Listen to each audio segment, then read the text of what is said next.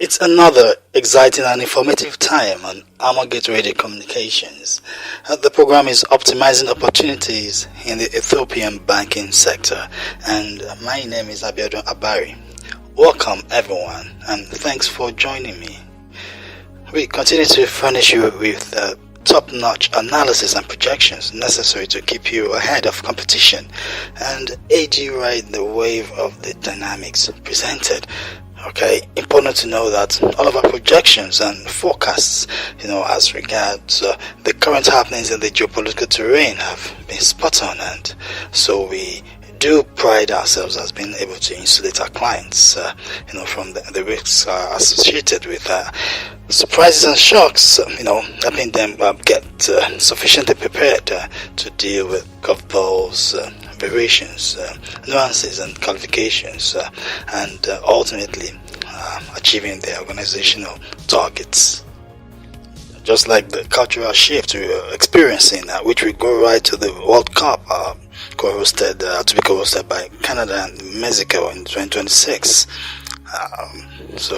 Of course, Canada is still liberal, and although the elections were actually a close shave, and it's the belief that Trump's advocacy for Canada to become the first state actually, galvanized Canadians along nationalistic lines, and they just went against the Conservative Party's candidate, even though the candidate was actually leading, greatly on the polls, and he was largely expected to come through as prime minister, as elected prime minister, but those sentiments actually reversed the trend, and there you have the liberals still having power in Canada. Okay, so this is where you understand that the Summer Olympics too, the Los Angeles 2028 too, despite California's governor Gavin Newsom on his podcasts with conservative leaning Charlie Kirk talking about the unfairness of having biological male participating in female sports. As well as that is to have controversy recently with biological male actually still in the spotlight in the female game. So the bottom line is that at Amagate we are ambidextrous enough to ensure consistent reliability. Yes, we'll continue to look at ways to optimize opportunities in the Ethiopian banking sector, with the banking sector reform, the game changer, the banking commission by the National Bank of Ethiopia, also talking about the larger reform in the homegrown economic reform agenda of the Ethiopian government, which of course has a financial inclusion at the very heart, as a means to ensure inclusive growth and economic development. All right. Talking about a national financial inclusion strategy, and looking at opportunities being thrown up as a result of the drive towards attaining financial inclusion. In fact, the government has a target to attain 70% financial inclusion in 2025. Yes, by the end of 2025. We talk about significant regulatory and financial infrastructure, talking of improvements to attain enhanced financial inclusion. Okay, so we will talk about Ethiopia still ranking low when compared to its neighbors or countries in the sub-Saharan Africa. Okay, talking of financial inclusion. Okay, even though it has significantly increased its banking population, and when you look at factors that account for that, gender disparities, a major factor which we actually really talked about last around. Okay, I'm talking about the increasing disparity. All right. The disparity was 10 percentage points in 2016, and in 2022 you're having about 21 percentage points. And that widening gap causes concern, relevant quarters, and very important to investigate, look at the factors that actually account for the widening lacuna. Important to understand the socioeconomic, cultural, and structural factors which account for that widening the gender gap. Okay, looking at how women, especially poor, rural, old women who have the lowest rung of the financial inclusion ladder, they have less access to education, and they participate less in the economy, and a host of them are self-serving domestic people. Okay, and the level of financial literacy. Okay, so those are factors that we understand account for the widening gap, in the gender disparity in terms of financial inclusion. Yes, and understand that the level of education too is a crucial factor, with 94% of adults who have post-secondary or high school education having bank accounts, while just 25% of adults with no education at all are banked. So level of education too, crucial factor addressing financial inclusion, because in addressing opportunities, mighty opportunities, we have to look at everything in context holistically, okay, so that we don't have any surprises or any unforeseen nuances to our projections. And where people are domiciled too has been seen as a crucial factor, a very relevant factor, that people in rural areas usually are disadvantaged when it comes to financial services. Okay, you have 2/3 of rural dwellers remain unbanked, and even though 20% of the unbanked rural population entered the formal financial system between 2019 and 2022. Okay, you still have 2/3 of rural dwellers unbanked in Ethiopia. So you're talking about opportunities for financial inclusion, opportunities created as a result of the government's drive towards achieving financial inclusion, towards achieving 70% financial inclusion by 2025. Opportunities created, okay, as a result of that policy direction. And talking about policy direction and of course business strategies too, that's important to actually make sure that financial inclusion or enhanced financial inclusion is achieved, is optimized, and you will be able to talk about the channels. I mean, the creation of multiplicity of channels such that time and cost and distance and products quality or service are not really a deciding factor, or rather a discriminatory factor. And the use of the agent banking cannot be overemphasized. And we have an increase from 300,000 adults in 2016 to 7 per 100,000 adults in 2020, talking about a service by agent banking. All right, and of course, when you talk about the expansion of financial service or access points too, okay, very, very important to look at business strategies that actually address or actually bring this into reckoning. And we'll also be able to talk about the targeting the human capital element too, okay? So, talking about financial literacy, level of financial literacy, catching them young as it were. Schools are, tinkering with the existing curricula, and ensuring that, knowledge about savings, investments, portfolio management, those skills are available, at secondary school and high school level too. So talking about community engagement and enlightenment programs too. All right, trainings, symposium and seminars, all those are we, targeting the human capital element too. I'm talking about policy direction and business strategies, okay, by organizations, and trying to optimize opportunities.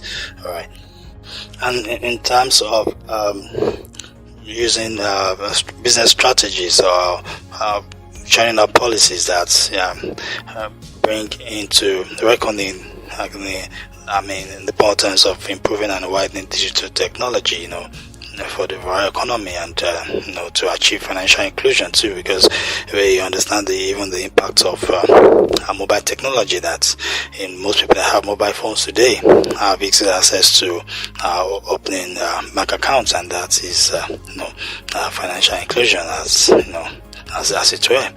Okay, so the essence of seamless savings, access to credit services, talking about non-collateralized facilities, things that are well tailored to consumer needs. Okay, and so policies and business strategies to actually target access to and use of more about digital technology in actually achieving financial inclusion.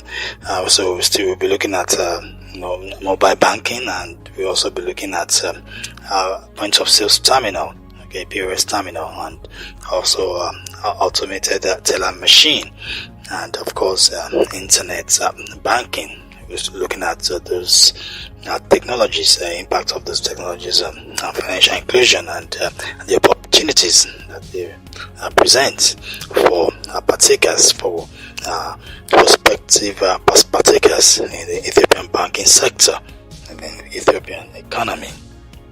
But before we break the impacts of these technologies down, I want us to just look at some theories of financial inclusion, so that we're able to understand the thinking by governments, the thinking by stakeholders behind financial inclusion. First, we look at the public good theory. Okay, and talking about public good theory, we see financial services, have to be available to every citizen as a public good, okay, to benefit the citizens at large, rather than a specific group. Okay, that the financial services should not be exclusive, but rather should be a public good, just like roads are available publicly, and most roads are not exclusive.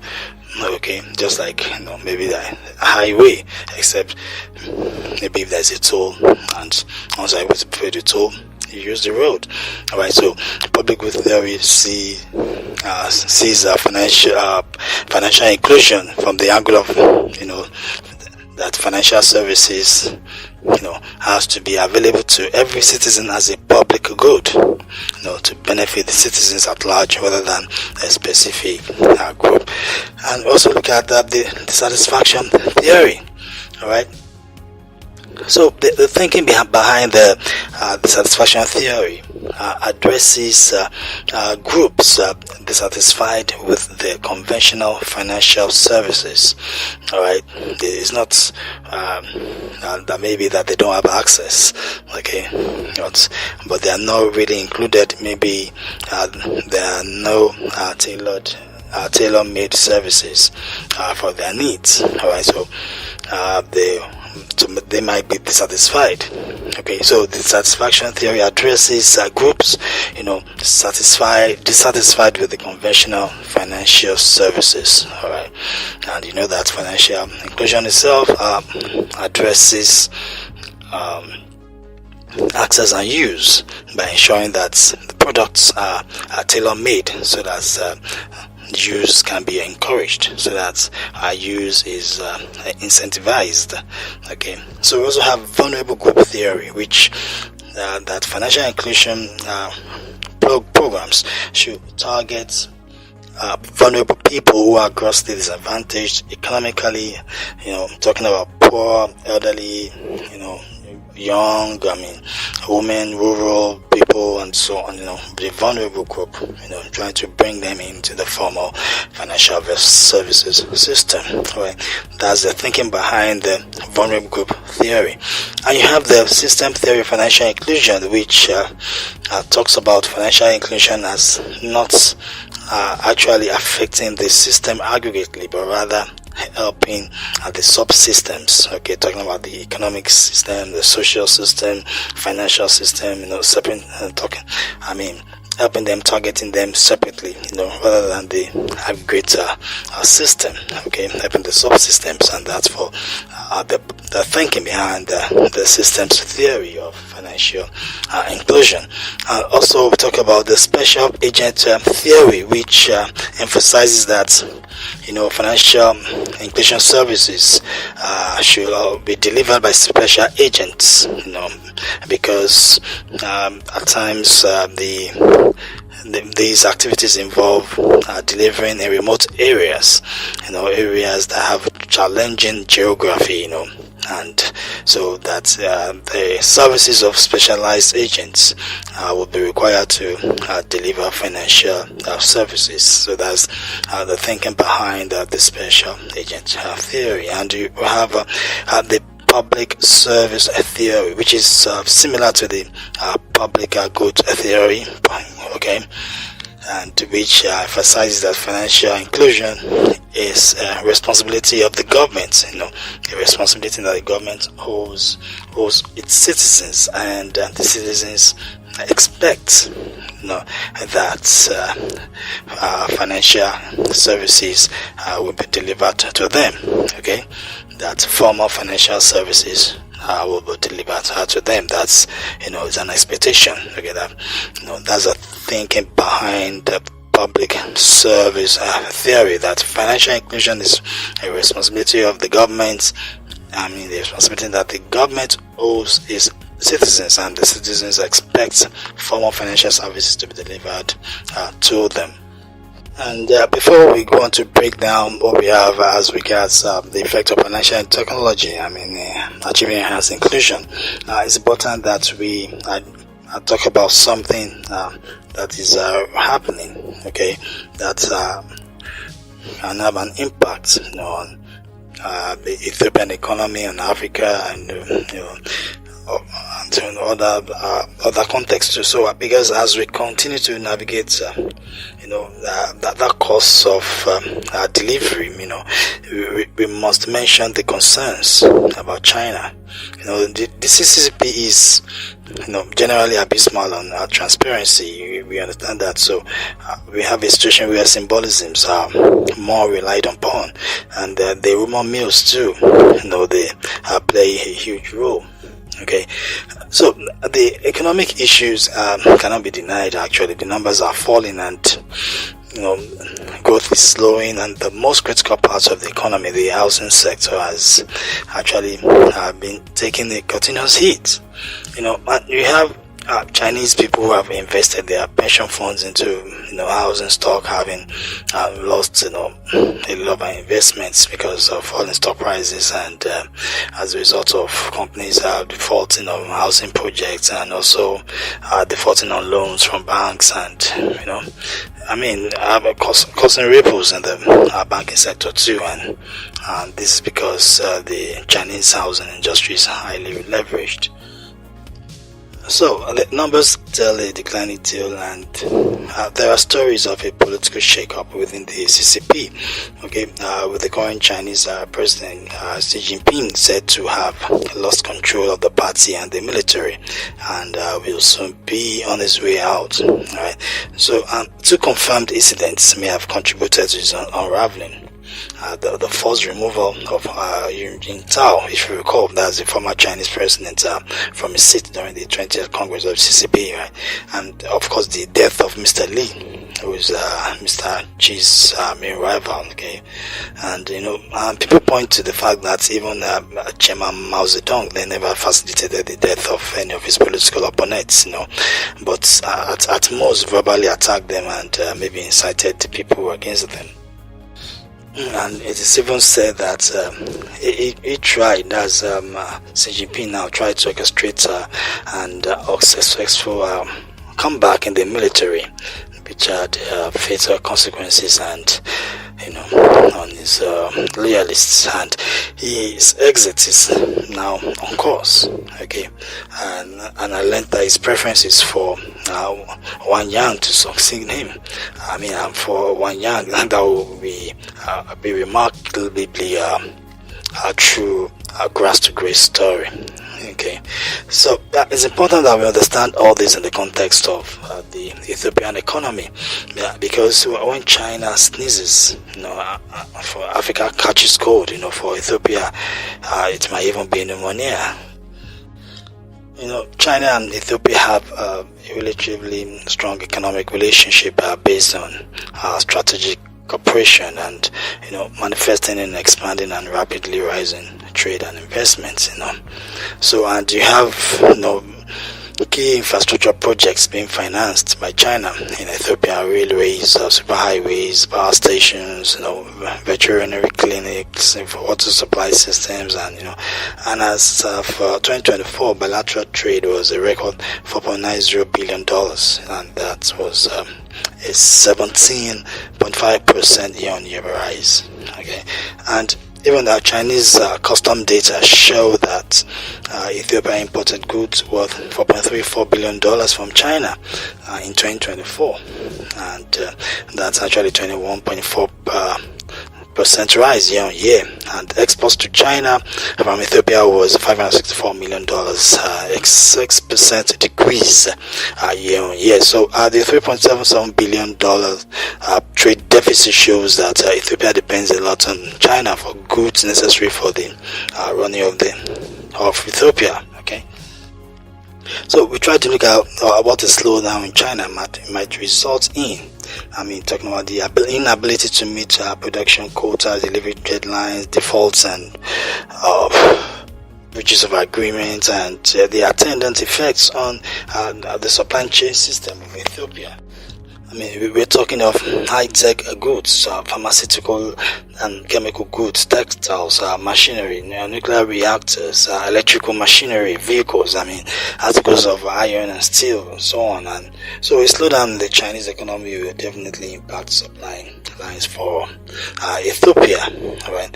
So there has to be proaction on the path of Ethiopia to look for alternatives, and of course review cost projections because of variation in logistics and efficiency, and so all those have to be put in consideration so as to be able to mitigate those shocks, and so that the economy can just be able to thread the needle.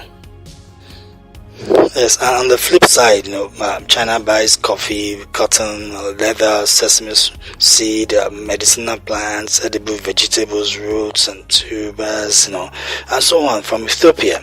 China is even the biggest importer of sesame seeds from Ethiopia. So a slowdown in China will impact, its level of activity, its purchasing power, its ambition, and resulting in declining demand for Ethiopian commodities from China. So Ethiopia has to primarily proactively engage necessary stakeholders to facilitate the capacity to create alternative demand to substitute for this expected decline in Chinese patronage. All right, so the banking system serves as a critical role to play in ensuring that that the necessary finances galvanize on China to facilitate these processes of mitigating against the risk of the Chinese slump.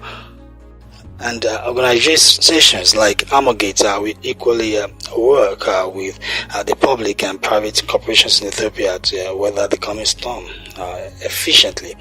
There is no kicking the can down the road for Ethiopia and for Africa, because for China, the dam is already breaking economically, and the political upheavals have done little to stop the bleeding. So implications for further investments in Ethiopia and Africa necessary to stem the tide of illegal immigration, suicidal immigration, the irrational crossing of the Mediterranean. That even the impact on Europe. In fact, I believe that Europe should even bail China out, because I've previously argued that Europe should pursue a different foreign policy path from that of the United States when it comes to China. China is a geopolitical rival of the United States, all right?